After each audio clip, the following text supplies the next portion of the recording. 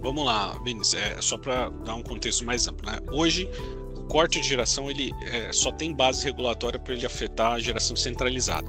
Tá? Até então, quem era afetado isso era só as unidades de alta tensão, que eram as unidades geradoras, quer dizer, as usinas que eram conectadas na rede das distribuidoras.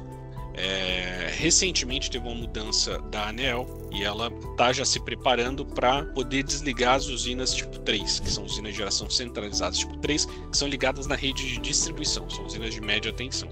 Isso deve afetar alguns caras que estavam mais protegidos, que eram algumas usinas PCHs, próprias usinas solares que já estavam próximas da ponta de consumo, mas elas vão começar a sofrer restrições.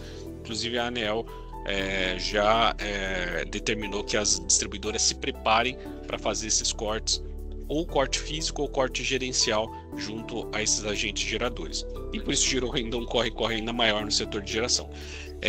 Então, eu tenho isso tudo, a gente falou de geração centralizada. Quando a gente fala de geração distribuída, que apesar do nome ser geração distribuída, ela nasceu num arcabouço de o próprio consumidor poder gerar sua própria energia. Então, um agente de geração distribuída, ele não é um gerador, ele é um consumidor que gera sua própria energia.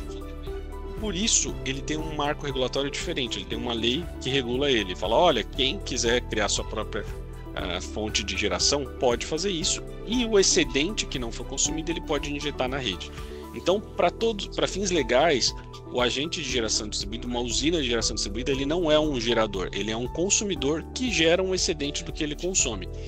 E daí a grande diferença, quando a gente fala de restrição, a gente está falando de agentes geradores. Tentou-se passar na 14.000, nessa MP 14.004, inclusive 1304? 1304, inclusive na 1301 também se tentou fazer essa modificação de trazer de forma gerencial geração distribuída para conta do curtailment, só que não passou na 1301 e agora nem na 1304.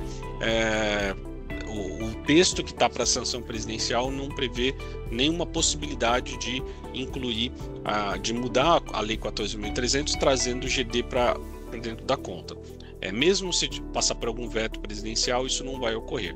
O que está se discutindo ali na 1304 é um eventual ressarcimento parcial dessas usinas de geração centralizada dos cortes que eles estão sofrendo. Inclusive está se discutindo muito, né? Hoje a gente acha, pelo que a gente tem ouvido aqui nos bastidores, que vai ser vetado. Então, dado o efeito que vai ter para a tarifa, é bem provável que o governo vete e retire esse ressarcimento parcial, que hoje seria da ordem de 50% dos cortes que os agentes de geração centralizada estão sofrendo. Mas para deixar bem claro, geração distribuída hoje não sofre curtailment.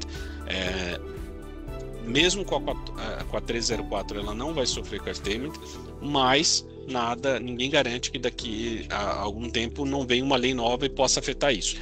Agora, vale ressaltar que o setor elétrico ele é muito tradicional em respeitar direito adquirido.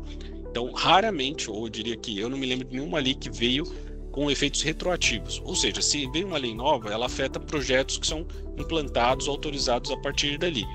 E isso faz toda a diferença no planejamento, tá? Quando a gente dá um financiamento para um determinado ativo, se a lei não prevê que ele está sofrendo esse risco, eu não nem coloco isso no modelo. Muito embora a gente já está assumindo alguns cenários de risco, dado incertezas aí, porque, enfim, as coisas podem mudar. Mas existe, de fato, uma tradição no setor elétrico de não mudar direito adquirido. E assim, a gente tem uma hidrelétrica lá que foi contratada há 15 anos atrás e a gente está pagando super caro na energia. Isso foi uma decisão tomada há 15 anos atrás. No momento, a energia parecia ser boa. Então, vamos respeitar esse contrato. Porque é assim que a gente baseia os investimentos. Se a gente começar a mexer lá no passado, porque falar, não, mas naquele momento a gente vai ter tomado uma decisão diferente, aí você desestimula os investimentos. Então, o setor elétrico tem essa maturidade de saber que mexer no passado, eu vou desestimular o investimento. E aí pode surgir a dúvida, mas geração centralizada não tinha essa previsão de que poderia sofrer esses cortes. Não tinha a gente não assumia que isso ia acontecer, mas esses cortes já eram previstos no arcabouço regulatório, já era previsto nos contratos e hora ou outra sofriam sim cortes, mas eram cortes de magnitude pequena, 1, 2% da geração em alguns meses, outros meses não tinha corte.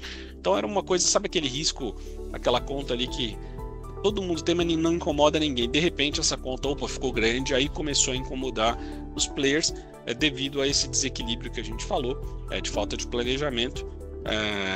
Então basicamente é isso.